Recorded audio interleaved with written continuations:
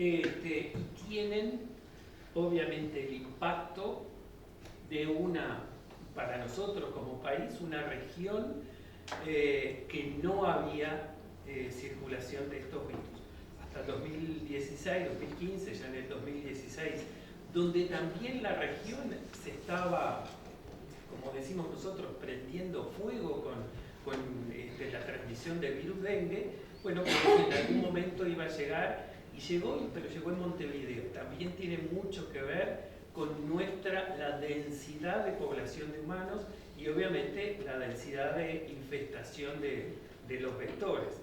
Entonces, sin duda, aquí y ahora este año pasó en Paysandú y no pasó en otros departamentos, sobre todo porque Paysandú y en los primeros casos que nosotros los podíamos seguir de acuerdo a la dirección, ¿sí? al nombre de la calle, perfectamente los ubicábamos en general en 2 o 3 manzanas de la ciudad de Paysandú, de la propia ciudad de Paysandú, del centro de Paysandú, hasta que obviamente después se va difundiendo y ya era un brote.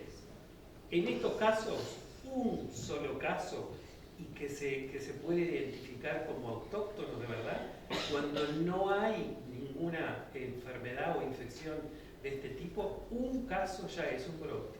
¿Sí? ¿Por qué? Porque partimos de cero.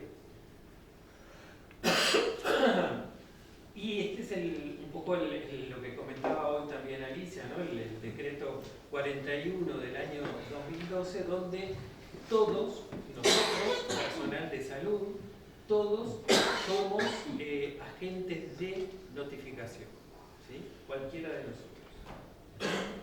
Este es el formulario que también lo mostraba Elisa hace un momento, donde hay datos que son realmente importantes para poder llevar la metodología de laboratorio, llevar a cabo, ¿sí? Vamos a ver que más adelante, pero ya se los adelanto, es un diagnóstico complejo. ¿Por qué? Porque estamos por lo menos frente a 3 agentes diferentes que dan la misma presentación clínica, ¿sí? O muy parecida. Digo, alguno puede pensar, y cuando ya hay otros casos dice, bueno, esto puede probablemente con tanta artralgia, con tanto dolor, con tanta cefalea, con tanto dolor retroorbitario, probablemente, o sea, chikungunya, capaz que probablemente sea dengue. Pero de todas maneras, esa probabilidad cae y es necesario el laboratorio para llegar al diagnóstico diferencial. Que después también, un comentario medio al pasar, con tanta presentación eruptiva, no podemos dejar de nombrar otros diagnósticos diferenciales, como por ejemplo sarampión, que no tenemos, pero en cualquier momento podemos llegar a tener. ¿Por qué? Porque la región está totalmente descubierta y con una disminución, con varios centros, ¿sí? Con muy baja cobertura vacunal. Y eso perfectamente, con el tema de los viajes, con las relaciones, etcétera, etcétera, las relaciones internacionales, perfectamente pueden ingresar.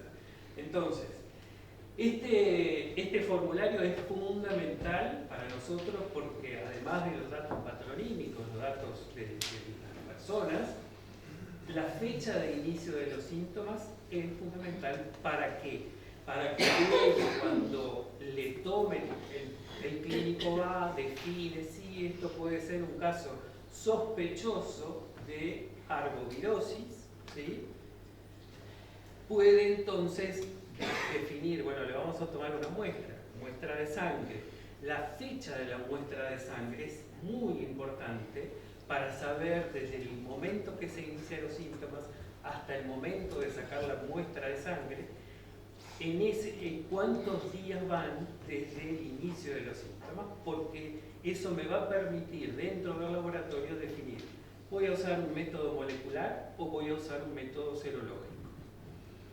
Otros datos importantes, bueno, obviamente la sintomatología también es importante porque de alguna manera la estadística y la casuística va a llevar a que desde el punto de vista epidemiológico tengamos, igual que en otros países, lo más frecuente sea la fiebre, lo más frecuente sea el rash o lo más frecuente sea la artralgia. Pero otro dato importante, y sobre todo cuando estamos en una vigilancia permanente, ¿sí? Y cuando estamos con 0 casos, pero vigilancia permanente y sobre todo de casos importados, saber si esa persona viajó, porque eso nos va a permitir definir, bueno, si viajó, esto es un caso importado, ¿sí? Lo mismo la vacunación. La vacunación, acá estoy hablando de la vacunación de fiebre amarilla, ¿sí?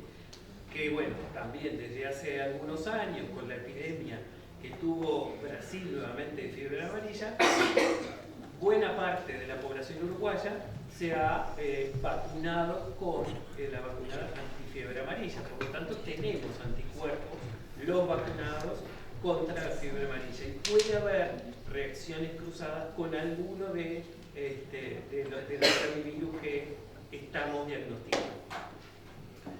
En este formulario los guía bastante bien, porque tiene toda la sintomatología la más frecuente, sintomatología en el caso de dengue grave o con signos y síntomas de alarma, el tema de la vacunación que les comentaba recién, y si en el caso también de la mujer embarazada, sobre todo pensando en que con una presentación de este tipo podemos pensar en una infección también por virus Zika.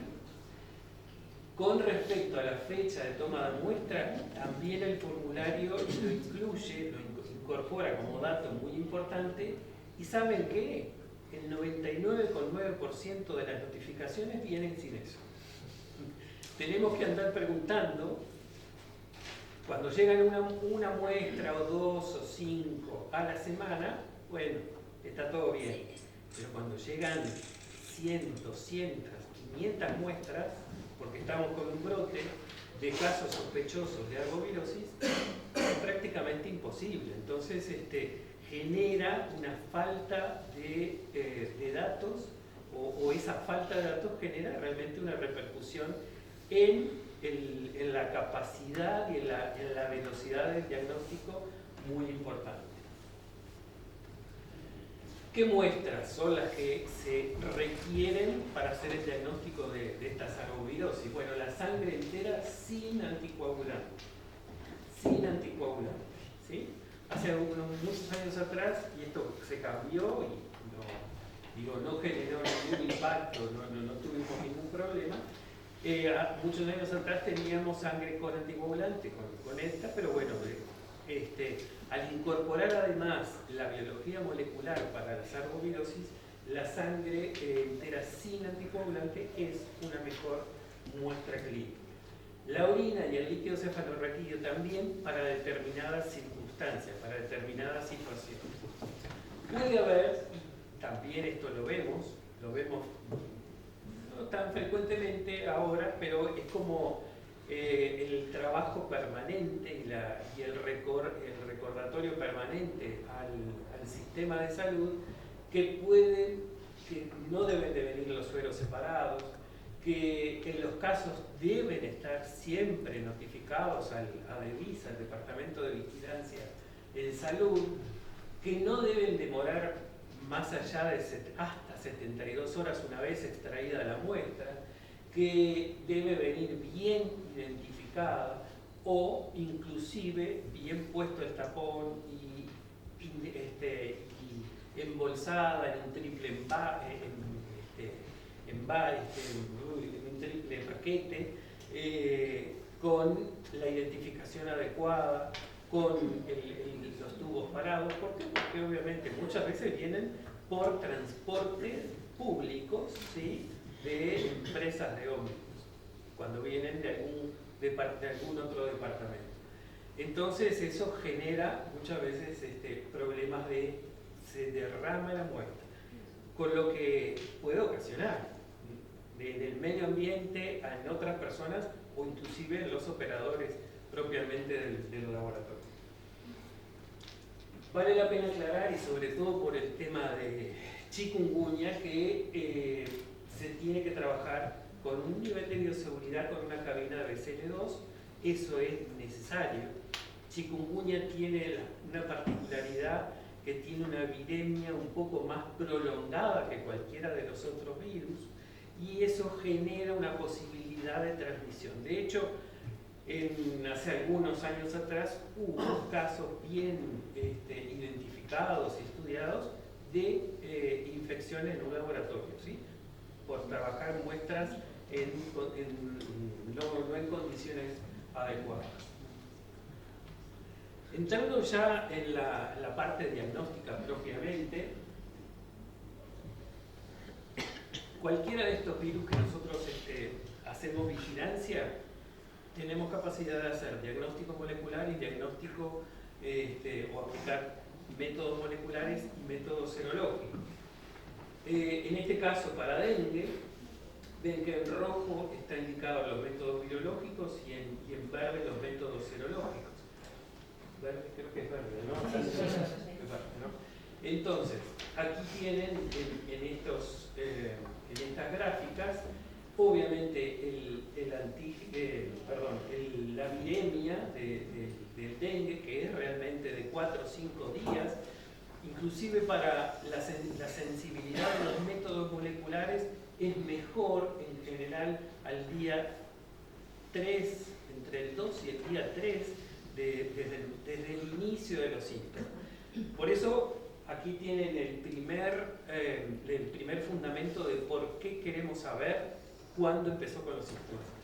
¿Cuándo empezó con la fiebre? ¿Cuándo empezó con la erupción? ¿Cuándo empezó con los dolores musculares o la cefalea? ¿Sí? Son datos que quizás a medida que vaya pasando el tiempo, tanto los clínicos como inclusive las personas afectadas también van a empezar a identificar estos síntomas como, bueno, capaz que tengo chikungunya, capaz que tengo dengue, y van a poder retener mejor. ¿Sí? Preguntémonos nosotros mismos, cuando tenemos una infección respiratoria, ¿y cuándo empezaste con la fiebre? Yo qué sé, ayer o antes de ayer. Digo, de verdad que no es un dato que manejemos tan estrictamente, pero es necesario justamente para esto, para saber. No es lo mismo que una muestra de sangre a mí me llegue a los 3 días de haber iniciado la fiebre que a los 8 días de haber iniciado con la fiebre. ¿Por qué? Porque probablemente si estoy pensando en dengue, a los 8 días no voy a encontrar el genoma viral, ni siquiera puedo llegar a encontrar el antígeno, que es otra metodología que también se puede aplicar para dengue, solamente para dengue, sino que probablemente tenga que tener un método serológico que me pueda identificar tanto la IgM como la IgG. ¿Sí? Y además acá mantiene la relevancia frente a estos casos y a muchas otras enfermedades también, mantiene la relevancia el estudio serológico en 2 muestras de sangre. ¿Sí? En 2 muestras de sangre. Aquello que decíamos con la biología molecular y tenemos un diagnóstico en una sola muestra de sangre, ¿es suficiente? Bueno, no es suficiente. Cuando tenemos una herramienta serológica para poder hacer un diagnóstico, la debemos aplicar y la debemos estudiar en 2 muestras de sangre. Lo clásico, las muestras pareadas, 10 a 15 días es lo ideal entre una muestra y la otra. Con eso hacemos un diagnóstico, posibilidad de diagnósticos en muestras pareadas. ¿Por qué? Porque va a aumentar este título de anticuerpos que van a aumentar, y eso va a sellar en definitiva el diagnóstico, además de haber detectado los anticuerpos clase IgM y además de haber detectado también el genoma viral. Tengamos en cuenta que se está trabajando con métodos moleculares, muchos de ellos, la mayoría comerciales, con una sensibilidad muy alta, prácticamente el 100%, con una capacidad, digamos, el fundamento de los métodos moleculares es amplificar, puedo llegar a tener solamente una molécula o una cadena de ácido nucleico, la voy a amplificar para que me emita una señal